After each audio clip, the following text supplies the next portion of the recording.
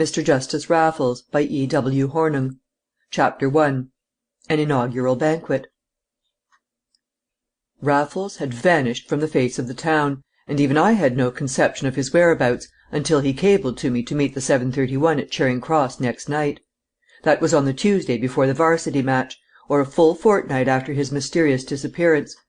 The telegram was from Carlsbad of all places, for Raffles of all men. Of course there was only one thing that could possibly have taken so rare a specimen of physical fitness to any such pernicious spot. But to my horror he emerged from the train on the Wednesday evening a cadaverous caricature of the splendid person I had gone to meet. "Not a word, my dear Bunny, till I have bitten British beef," said he, in tones as hollow as his cheeks. "No, I'm not going to stop to clear my baggage now. You can do that for me to morrow, Bunny, like a dear good pal." "Any time you like," said I, giving him my arm.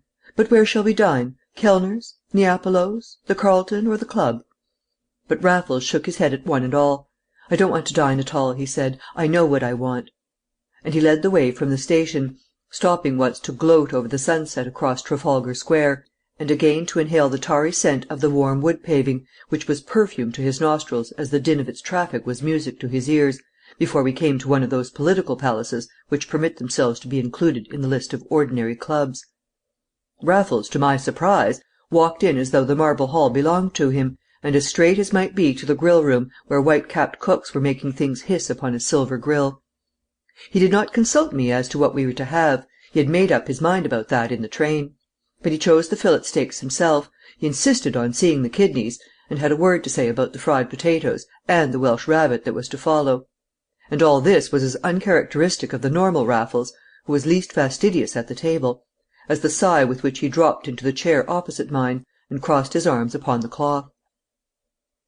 "I didn't know you were a member of this place," said I, feeling really rather shocked at the discovery, but also that it was a safer subject for me to open than that of his late mysterious movements.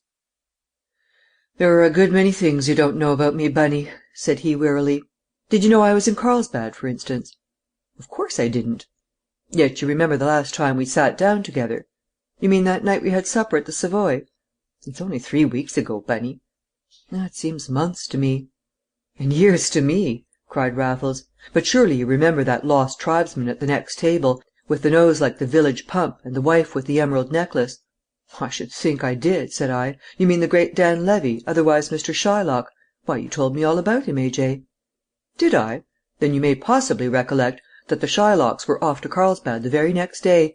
It was the old man's last orgy before his annual cure, and he let the whole room know it. Ah, Bunny, I can simply..." Sample complete.